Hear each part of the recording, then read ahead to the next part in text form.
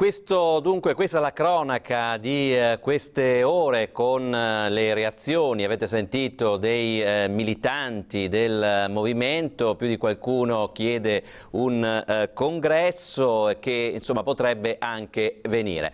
Ebbene, per commentare questa situazione ci colleghiamo in diretta proprio con il governatore del Veneto, Luca Zaia, che si trova nel Trevigiano a San Vendemiano. Buonasera governatore.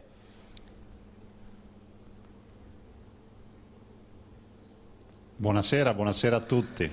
Allora Zaia, la Lega è in guerra?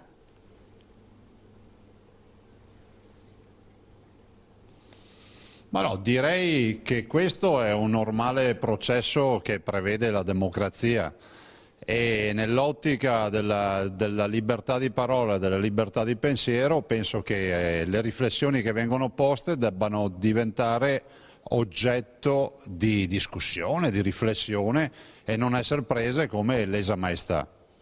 Ecco Zaia, lei in qualche modo, parlando di cancrena all'interno della Liga Veneta, di fatto ha sfiduciato il segretario nazionale?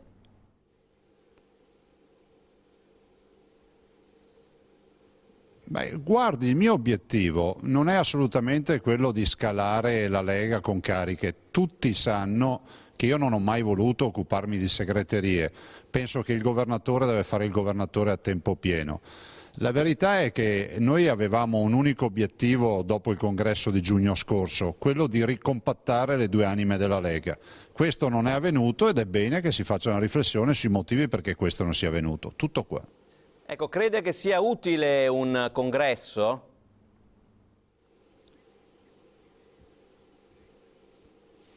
Ma io credo che sia utile accettare le opinioni di tutti, anche perché io ho condiviso la grande rivoluzione che è stata fatta in Lega rispetto al passaggio di consegne da Bossi a Maroni. Ho sempre sostenuto Maroni, lo sostengo, ma dico anche che appunto quella rivoluzione aveva una bandiera, che è quella della democrazia e della libertà di espressione.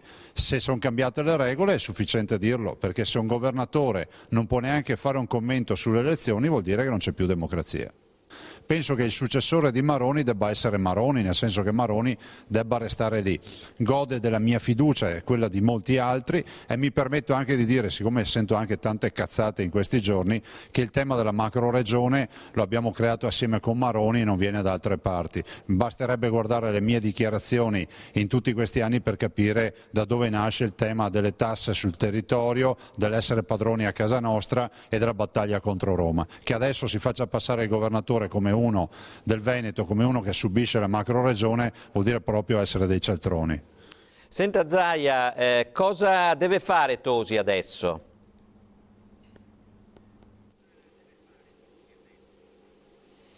Ma guardi, Flavio è una persona intelligente e continuo a dire che a mio avviso lui ha sempre avuto i numeri per fare politica. La deve fare però cercando di compattare le due anime della Lega.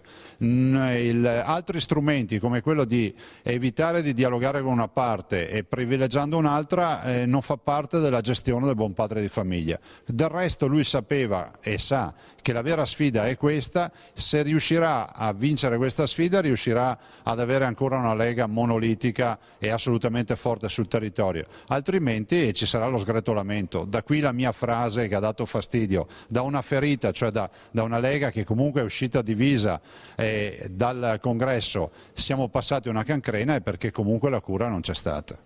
Bene, ringrazio il governatore del Veneto Luca Zaia per questo collegamento in diretta.